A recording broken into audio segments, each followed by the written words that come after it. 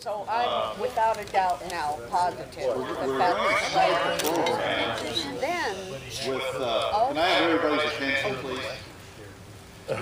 We're gonna start the program with cousins Bob Spooner and Marilyn Siegler. The two of the three remaining grandchildren of Christian Grocer. And they're going to talk a little bit about their memories of their grandfather. Unfortunately, Ida Grocer, their grandmother, passed away at an early age, and they really don't have any recollection of her. I think that possibly Vernon would be the only one that did have memories of his grandfather. But I'll turn it over to Bob and let him begin. You have to press on that. I don't know, you can